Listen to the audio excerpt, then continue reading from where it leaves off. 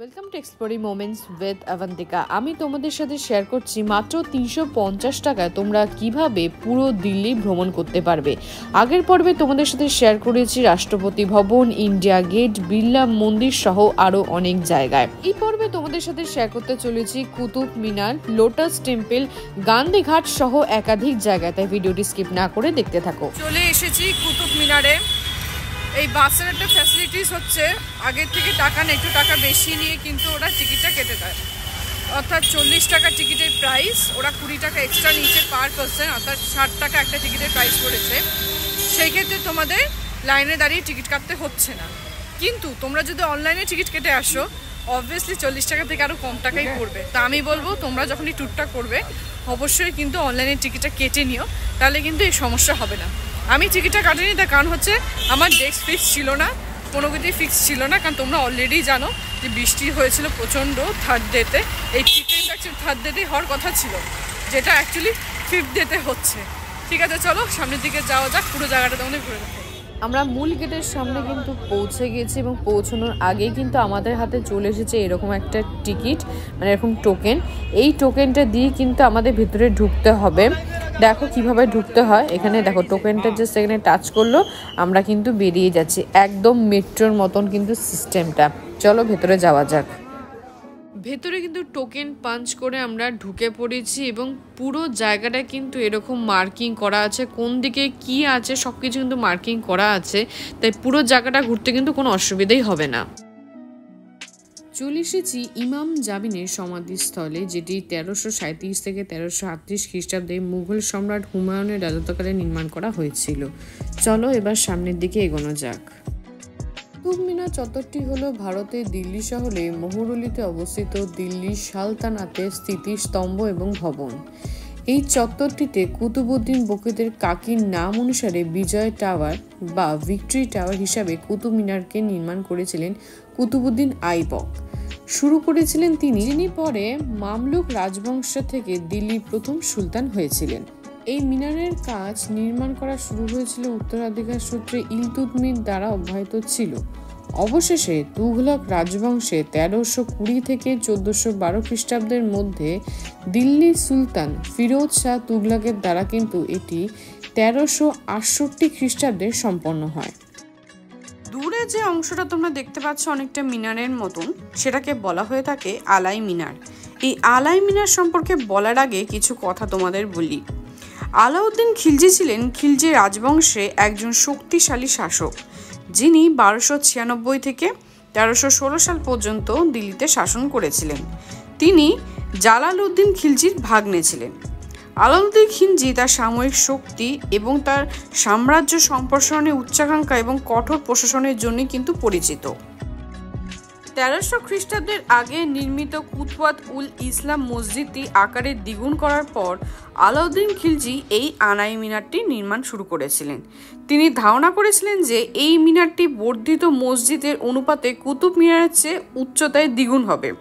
অবশ্য 1316 খ্রিস্টাব্দে আলাউদ্দিনের খিলজির মৃত্যুর পর এই নির্মাণটি 82 ফুট যখন উঁচু হয়েছিল, প্রথম তলাটি শেষ হওয়ার ঠিক পরে কিন্তু পরিত্যক্ত হয়েছিল, কারণ খিলজি রাজবংশ এবং তার উত্তরসূরিরা কেউই এই নির্মাণ কাজ কিন্তু পুনরায় শুরু করেনি। এটা স্পষ্ট যে স্থাপত্যটি বর্তমান রাবারের গাঁথনি কোডরের মুখোমুখি হওয়ার উদ্দেশ্যে তৈরি করা হয়েছিল, যা পরিহিত পাথর বা অন্য কোনো উন্নত সমাপ্ত উপাদান দিয়ে তৈরি করা হয়েছে। এই জায়গাটাকে বলা হয়ে থাকে খিলজি এক্সটেনশন, অর্থাৎ আলাউদ্দিন খিলজি তিনি যে সম্প্রসারণ ঘটিয়েছিলেন সেই জায়গাটাই কিন্তু এখানে দেখানো হয়েছে। 1296 থেকে 1311 সাল অতি অল্প সময় তার রাজত্বকালের মধ্যে কিন্তু কুতুব মিনারের দক্ষিণ দিকে বিশাল বড় কিন্তু প্রবেশদ্বার মাদ্রাসা এখানে করেছিলেন, সেগুলো তোমাদের দেখাবো। তবে এখন যে অংশগুলো দেখতে পাচ্ছ এগুলো কিন্তু সবই ধ্বংসাবশেষ।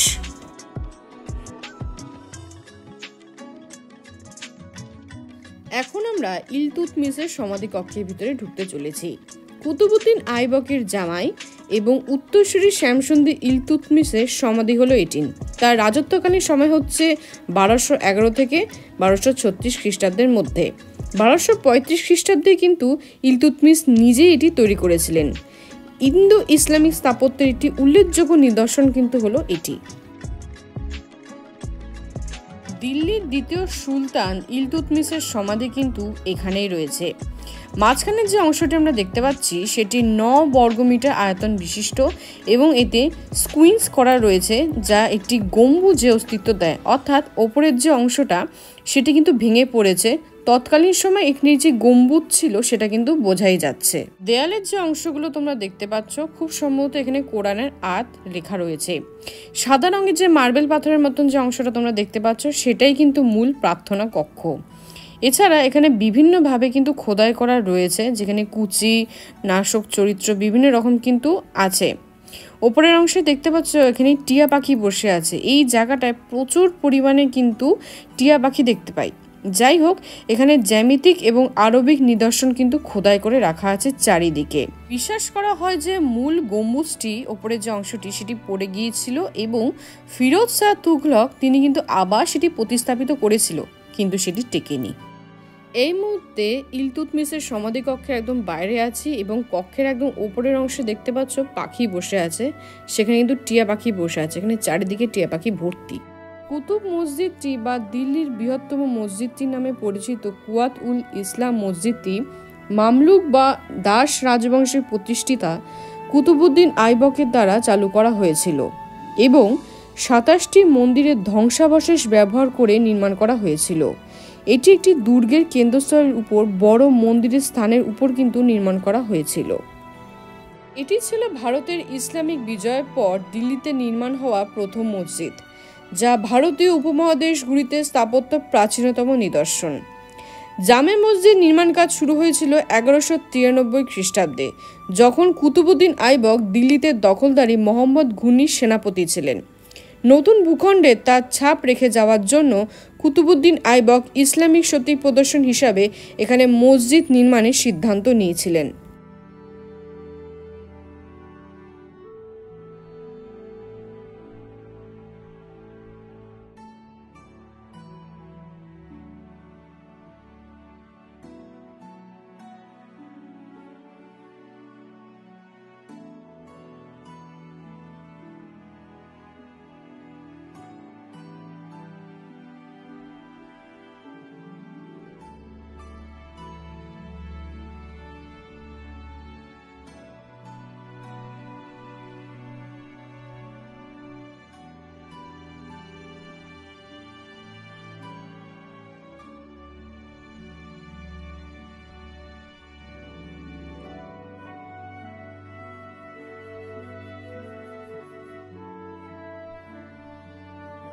কুতুব মিনারের চত্বরে কুয়াত উল ইসলাম মসজিদের হিন্দু মন্দিরের স্তম্ভগুলো অনুরূপে ক্লোস্টার স্তম্ভগুলো জটিল পাথরে খোদাই করা হয়েছে, যা হিন্দু মন্দির থেকে নেওয়া স্তম্ভসমূহ।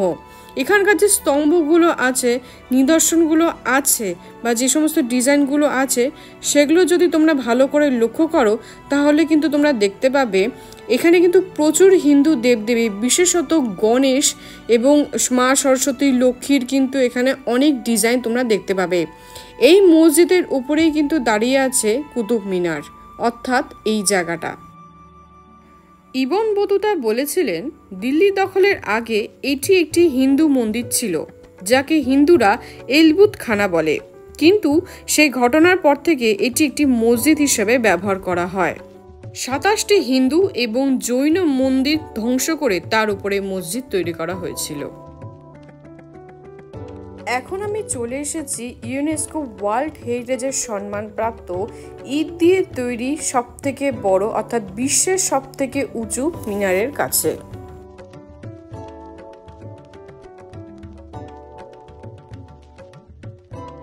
এই মিনারটি আফগানিস্তানের জামে মিনারের দ্বারা অনুপ্রাণিত হয়ে এটিকে বানানো হয়েছিল, যদিও এটি পরবর্তীকালে ইন্দো ইসলামিক স্থাপত্য হিসাবে বিকশিত হয়। এই মিনারটি 239 ফুট কিন্তু উঁচু। এই মিনারটি 5টি স্বতন্ত্র তলা রয়েছে। দুর্দান্ত একটা এক্সপিরিয়েন্স হচ্ছে কুতুব মিনারের সামনে দাঁড়িয়ে, দেখতে পাচ্ছ বেশ উঁচু, তবে কুতুব মিনারকে কিন্তু টাচ করা যায় না, চারিদিক থেকে ঘেরা আছে। প্রচণ্ড জোরে হাওয়া বইছে, যার জন্য কিন্তু সব উড়ে পড়ে যাচ্ছে। একই ঠান্ডা, তার মধ্যে কিন্তু হাওয়া দিচ্ছে। আজকে সূর্য ওঠেনি, বৃষ্টি হওয়ার থেকে বেটার যে তাও সূর্যটা ওঠেনি, মেঘলা থাক। কিন্তু খুব ভালো করে দেখা যাচ্ছে Qutub Minar and must visit. Qutbuddin আইবকের আদেশে 1193 খ্রিস্টাব্দে কুতুব মিনার নির্মাণের কাজ শুরু হলেও 1386 খ্রিস্টাব্দে মিনারের ওপরের তলাগুলো কাজ শেষ করেন ফিরোজ শাহ তুগলক। নিচ থেকে ওপর পর্যন্ত সর্বমোট 379টা কিন্তু স্টেপ বা ধাপ রয়েছে এই মিনারে। এই হচ্ছে মিনার এবং মিনারকে কেন্দ্র করে গড়ে ওঠা চারিদিকের পুরো অংশটা হচ্ছে খানিকটা এরকম দেখতে। মাঝের অংশে কিন্তু আরও একটি এরকম সমাধির মতন অংশ আছে, তবে এটি কিসের সমাধি সে ব্যাপারে আমার কিন্তু জানা নেই। এই মসজিদ প্রাঙ্গণে একটি বিখ্যাত লৌহস্তম্ভ রয়েছে এবং যার ওপরে ব্রাহ্মী লিপিতে একটি সংস্কৃত খোদাই করা রয়েছে। যে লিপিতে উল্লেখ করা রয়েছে এই স্তম্ভটি পরাক্রমশীল রাজার স্মৃতিতে বিষ্ণুপদ নামে পরিচিত পাহাড়ের ওপরে ভগবান বিষ্ণু একটি মান অর্থাৎ ধ্বজা হিসেবে স্থাপন করা হয়েছে। নামকরণ করা হয়েছে চন্দ্র অর্থাৎ দ্বিতীয় চন্দ্রগুপ্তকে এখানে মনে করা হয়। স্তম্ভটির উপর একটি গভীর গর্তে ইঙ্গিত দেয় যা বিষ্ণুর আদর্শ হিসাবে বর্ণনার উত্তর দেয়। সম্ভবত গরুরের একটি চিহ্ন এতে লাগানো ছিল। এই স্তম্ভটি স্পষ্টই যে অন্য কোনো জায়গা থেকে এখানে আনা হয়েছে। 7.21 মিটার উঁচু এবং 6 টনেরও বেশি ওজন বিশিষ্ট এই স্তম্ভটি মূলত 402 খ্রিস্টাব্দের দিকে উদয়গিরিতে একটি বিষ্ণু মন্দিরের চত্বরের সামনে দ্বিতীয় চন্দ্রগুপ্ত বিক্রমাদিত্য দ্বারা নির্মিত হয়েছিল এবং পরে অঙ্গপাল এবং দশম শতাব্দী উদয়গিরি থেকে বর্তমানে অবস্থানে স্থানান্তরিত করেন। অঙ্গপাল এখানে একটি বিষ্ণু মন্দির তৈরি করেছিলেন এবং এই স্তম্ভটি সে মন্দিরটি অংশ হিসাবে প্রতিষ্ঠিত করতে চেয়েছিলেন। আমি এমন একটি স্থানে দাঁড়িয়ে আছি যেখানে ভারতবর্ষের প্রথম উদাহরণ মাদ্রাসার পাশে একটি সমাধিও আছে। এই অংশটি অর্থাৎ দক্ষিণ পশ্চিমে একটি এল শেপে আকৃতির নির্মাণ দাঁড়িয়ে আছে, যেখানে 1316 খ্রিস্টাব্দে তৈরিকৃত আলাউদ্দিন খিলজির সমাধি এবং তার দ্বারা নির্মিত একটি ইসলামিক শিক্ষালয় মাদ্রাসা রয়েছে। আলাউদ্দিন খিলজি ছিলেন খিলজি রাজবংশের দ্বিতীয় সুলতান দিল্লির, যিনি 1996 খ্রিস্টাব্দ থেকে 1316 খ্রিস্টাব্দ পর্যন্ত শাসন করেছিলেন। এখন তোমাদের নিয়ে যাচ্ছি সেই জায়গায় যেখানে আলাউদ্দিন খিলজির সমাধি রয়েছে। যদিও এখানে অনেক অংশই দেখতে পাচ্ছ ধ্বংস হয়ে গিয়েছে, তবে এখনো পর্যন্ত যতটুকু অংশ আছে সেটিকে বাঁচিয়ে রাখার কিন্তু চেষ্টা চলছে। এই যে কক্ষটা তোমরা দেখতে পাচ্ছ, এই কক্ষের ভেতরেই কিন্তু আছে আলাউদ্দিন খিলজি সেই সমাধি, যদিও ওপরের অংশটা অর্থাৎ গম্বুজটা কিন্তু ধসে গেছে। যদিও এই সেমিনারি বা কলেজের অনেক অংশ এখনো অক্ষত রয়েছে, তারপর থেকেও কিন্তু সেগুলোকে পুনরুদ্ধার করার চেষ্টা চলছে। দুপাশে প্যাসেজের দ্বারা কিন্তু সমাধির সঙ্গে সংযুক্ত হচ্ছে ছোট ছোট কক্ষগুলো। চলে এসেছি কিন্তু সেই মাদ্রাসার সামনে যেখানে কিন্তু পড়ানো হতো। এই যে সেই অংশটা, এখানে কিন্তু গম্বুজগুলো ঠিকই আছে এবং ভেতরকার অংশগুলো মোটামুটি কিন্তু অক্ষতই আছে। চলো তোমাদের ভেতরের অংশটা আমি দেখাই।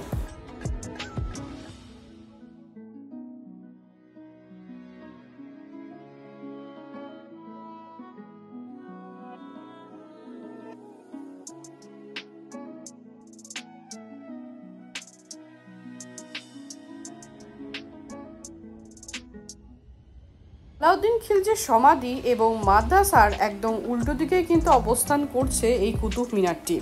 কুতুব মিনারের নিচের অংশটি হচ্ছে কিন্তু সেই মসজিদ। এখন সেই মসজিদের নিচ দিয়ে কিন্তু যাচ্ছি।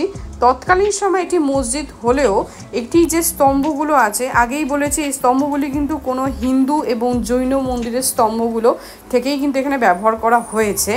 এবং তার ঠিক পাশে দেখতে পাচ্ছ আমার একদম বাঁ দিকেই কিন্তু কুতুব মিনার আছে।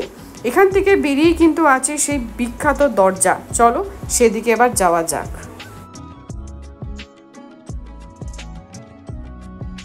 এই মুহূর্তে আমি দাঁড়িয়ে আছি আলাই দরওয়াজার সামনে। আলাউদ্দিন খিলজি যখন মসজিদটি সম্প্রসারণ করেছিলেন তখন উতওয়াত উল ইসলাম মসজিদের দক্ষিণের প্রবেশপথটি আলাই দরওয়াজা নামে পরিচিত ছিল। কুতুবউদ্দিন আইবক কর্তৃক নির্মিত উতওয়াত উল ইসলাম মসজিদটি উত্তর ও দক্ষিণ দিকেও ইলতুৎমিশ কর্তৃক সম্প্রসারণ করেছিলেন এবং আলাউদ্দিন খিলজি কেবল উত্তর এবং দক্ষিণ দিকেই নয়, পূর্ব দিকে একটি মঠ এবং আলাই দরওয়াজার মতন আরও 4টে প্রবেশপথ তৈরি করেছিলেন। তবে বর্তমানে দক্ষিণের এই আলাই দরওয়াজা ছাড়া সমস্ত প্রবেশপথ ভেঙে পড়েছে। এই প্রবেশপথটি লাল বেলে পাথর এবং সাদা মার্বেল পাথরের সজ্জিত অলঙ্করণ, নাসক লিপি, শিলালিপি, জালযুক্ত পদ্মার পাথর এবং এটিতে কাজ করেছেন তুর্কি কারিগররা। যারা অসাধারণ কারুকার্য প্রদর্শন করেছেন। এটি ভারতে প্রথম ভবন যার নির্মাণ এবং অলঙ্করণে ইসলামিক স্থাপত্য নীতিগুলোকে ব্যবহার করা হয়েছে। এই হচ্ছে আলাই দরওয়াজার বাইরের অংশটা, যেখানে মার্বেল পাথর এবং লাল বেলে পাথরের কাজ আমরা দেখতে পাই। এই মুহূর্তে আছি ইমাম জামিনের সমাধিসৌধর সামনে, যেখানে 16 শতকের একজন ইসলামিক ধর্মগুরু মোহাম্মদ আলী দেহাবশেষ রয়েছে। তুর্কমেনিস্তানের বাসিন্দা ইমাম জামিদ সিকান্দার লোধির রাজত্বকালে ভারতে এসেছিলেন এবং কুতবাত উল ইসলাম মসজিদে দায়িত্ব পালন করেন। এটি আলাই দরওয়াজার পূর্ব দিকে কিন্তু অবস্থিত। এই অংশে আমরা 3টে পার্ট কিন্তু দেখতে পাই। একটা হচ্ছে ইমাম জামিদের সমাধিসৌধ, আরেকটি হচ্ছে আলাই দরওয়াজা, এবং তার ঠিক পেছনে কিন্তু আছে কুতুব মিনার। কুতুব মিনার দেখা হয়ে গেল। আমাদের টাইম দিয়েছিল লাঞ্চের জন্য 30 মিনিটস এবং কুতুব মিনারের জন্য 30 মিনিটস। সেখানে আমরা কি করেছি, লাঞ্চটা আমরা খাইনি, কারণ কুতুব মিনার দেখতেই কিন্তু 1 ঘন্টার উপর চলে গেছে। ঠিক আছে, হাতে সময় কম, তাড়াতাড়ি বাসে ফিরতে হবে, তা নাহলে কিন্তু বাস আমাকে ছেড়ে চলে যাবে, সেক্ষেত্রে আরও বেশি সমস্যায় আমি পড়তে পারি। আচ্ছা, কুতুব মিনার থেকে মোটামুটি 10-15 কিলোমিটার দূরে আছে লোটাস টেম্পল। তো এইটার পর আমরা যাব হচ্ছে লোটাস টেম্পল। ঠিক যেভাবে টোকেন স্ক্যান করে আমরা ভেতরে ঢুকেছিলাম, ঠিক একইভাবে টোকেনটা কিন্তু ভেতরে ঢুকে আমরা বেরোচ্ছি, একদম মেট্রোর মতো সিস্টেম।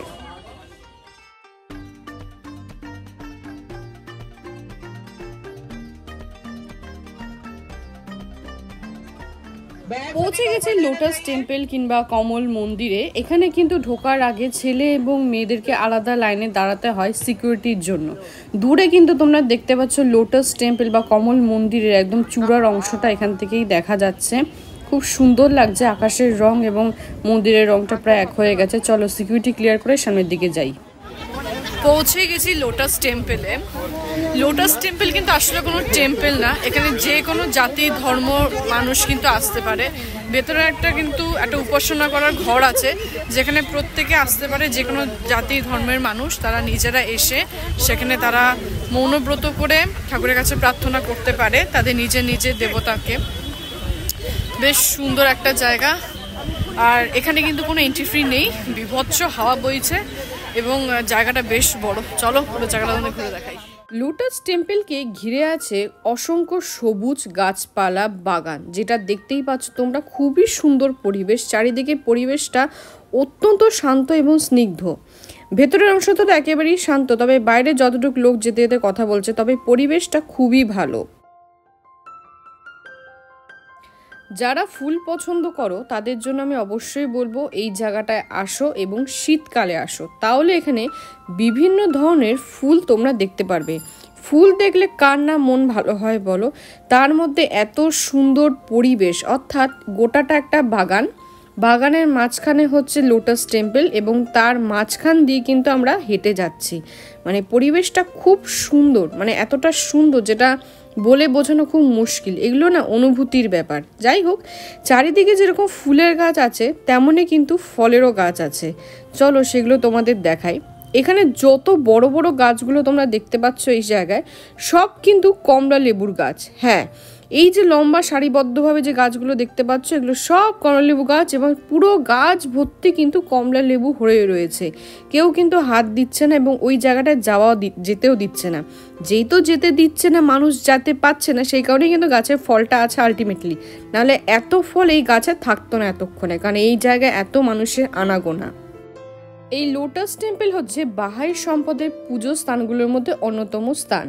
বাহাইদের অন্য সকল মন্দিরের মতন এই মন্দিরেও জাতি ধর্ম বর্ণ মানুষ সকল মানুষের জন্য কিন্তু উন্মুক্ত করা হয়েছে।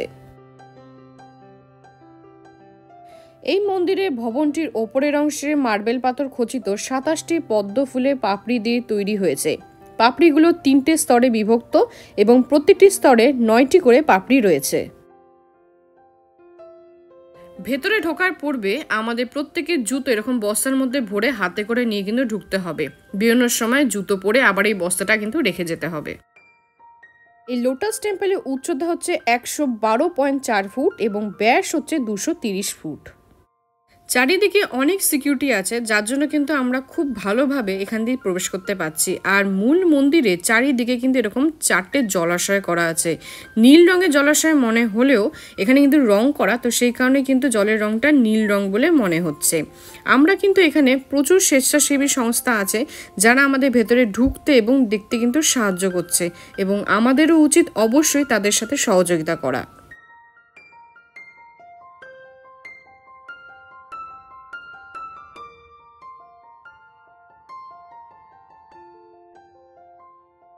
ওই যে দূরের অংশটা দেখতে পাচ্ছ, ওইখান দিয়ে কিন্তু আমরা হেঁটে আসলাম এই পর্যন্ত। বাহাইদের অন্যান্য সকল মন্দিরের মতন কমল মন্দির অর্থাৎ লোটাস টেম্পেলও জাতি, ধর্ম, বর্ণ নির্বিশেষে সকল মানুষের জন্য উন্মুক্ত করা হয়েছে, যেটা আগেই বলেছি। বাহাইরা বিশ্বাস করে উপাসনালয় হলো এমন একটি আধ্যাত্মিক স্থান যেখানে স্রষ্টার আরাধনার জন্য কোনো সাম্প্রদায়িকতার বাধা নিষেধ ছাড়াই সকল ধর্মের মানুষ কিন্তু প্রবেশাধিকার রয়েছে।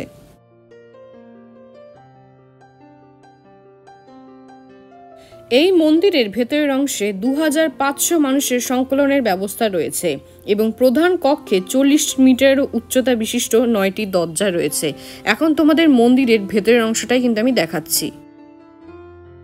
এই পদ্মফুলের মন্দিরের পদ্মফুলের পাপড়িগুলোকে তোমাদের একটু কাছ থেকে দেখাই। দেখো এই পাপড়িগুলো, অর্থাৎ এই লোটাস টেম্পেলের পাপড়িগুলো কিন্তু সবই মার্বেল পাথরে তৈরি করা হয়েছে, যেটা দেখতে কিন্তু খুব সুন্দর লাগছিল।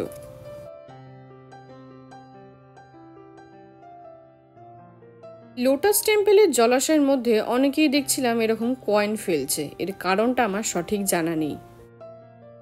আমরা খুব সুষ্ঠুভাবেই লোটাস টেম্পেল এবং তার ভেতরের অংশ কিন্তু দর্শন করলাম। এবার চলো বাইরের দিকে যাওয়া যাক। এই লম্বা রাস্তাটা দেখছো, এদিক দিয়ে কিন্তু সোজা আমরা বেরিয়ে যাব। লোটাস টেম্পেল দেখে বেরিয়ে আসলাম, তবে এই জায়গায় এসে কিন্তু মা আর কাকির সাথে আমি আলাদা হয়ে গেছি। এই জায়গাটা একেবারেই আমি পুরোপুরি দেখে আসাবো না, সবাই আলাদা হয়ে যায়, তবে অসুবিধার কারণ নেই। সামনের অংশে গেলে কিন্তু দেখা হয়ে যাবে, এবং তোমরা চাইলে কিন্তু সঙ্গে কিছু খাওয়ারও রাখতে পারো, কারণ কুতুব মিনার দেখার সময় কিন্তু আমরা খাইনি, ওই সময় লাঞ্চ আওয়ার ছিল, আমরা খাইনি।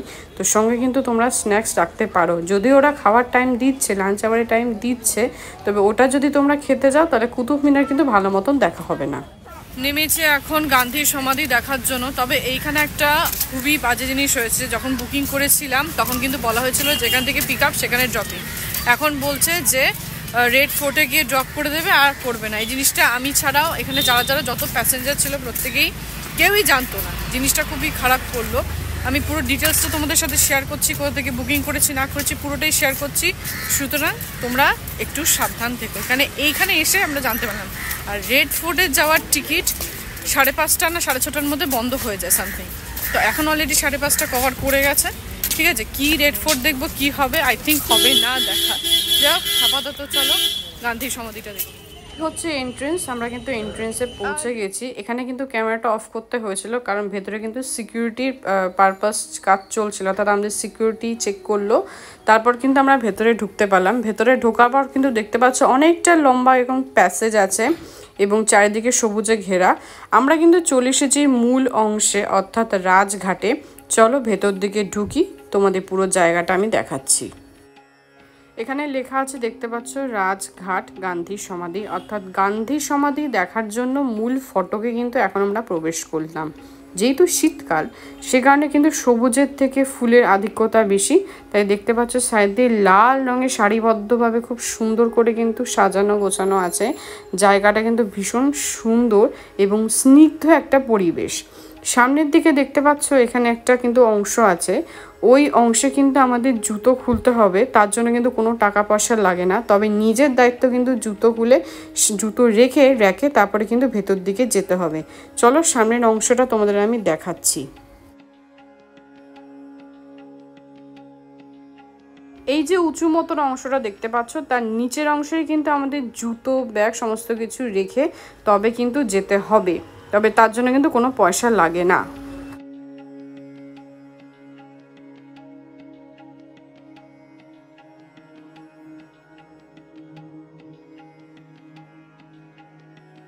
জুতো রেখে আমরা সামনের দিকে এগিয়ে যাচ্ছি।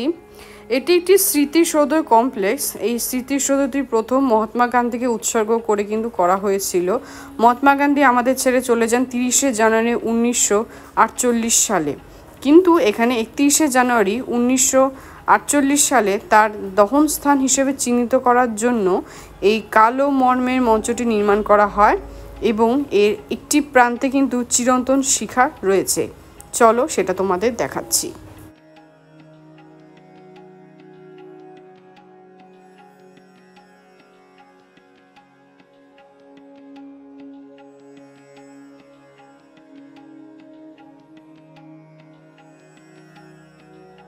এই স্থানে মহাত্মা গান্ধীকে দাহ করা হয়েছিল এবং এই স্থানটিকেই কালো মর্মের মঞ্চ দ্বারা নির্মাণ করা হয়েছে এবং এর একটা প্রান্তে কিন্তু চিরন্তন শিখা জ্বলছে।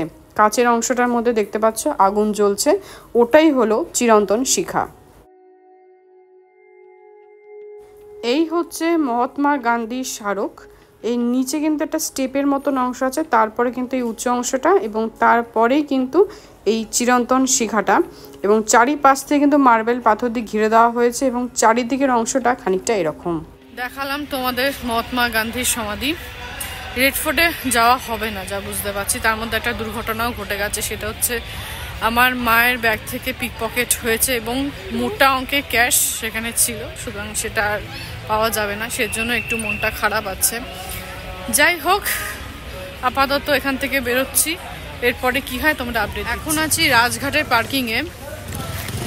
এই যে লোকটা ফোনে কথা বলছে তার সাথে কথা বলে রীতিমতো ঝামেলা করে সোর্স খাটিয়ে সব কিছু করে বলছে আমাদের পেছনে নাকি একটা বাস আসছিল, সেই বাসে তুলে দেবে, তাই ওখানেই ড্রপ করাবে। মানে এই যে বাসটা আছে সেই বাসটা কিন্তু আমাদের যেখানে তুলেছিল সেখানে ছাড়বে না, কিন্তু টিকিট কাটার সময় বলেছিলাম যে যেখান থেকে তুলছে সেখানেই ছাড়বে, তাহলে আমাদের পক্ষে সুবিধা হয়, তাহলে আমরা পুরো জিনিসটা আর কি করতে পারি।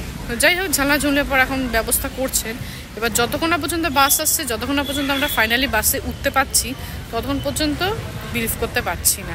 এখানে এসে কিন্তু এই ধরনের হ্যারাসমেন্টগুলো সম্মুখীন হতে পারো তোমরাও, তাই অবশ্যই মেট্রো রুটটা জেনে রেখো।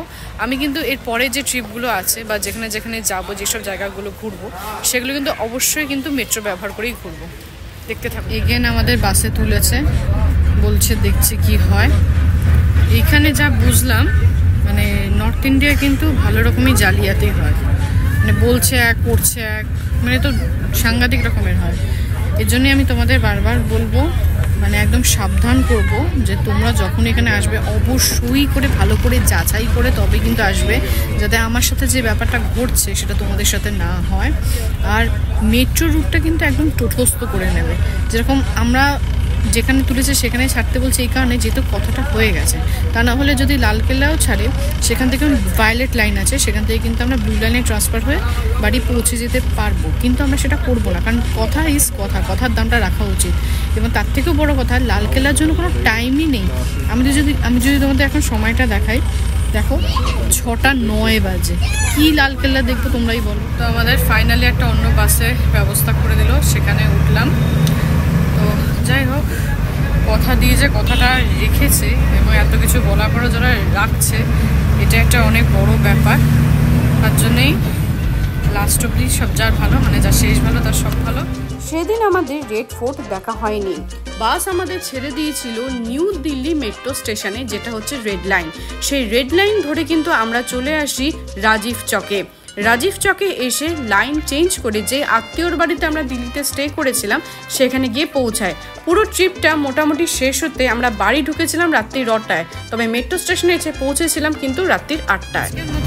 এখানে তাহলে ভিডিওটা এন্ড করছি।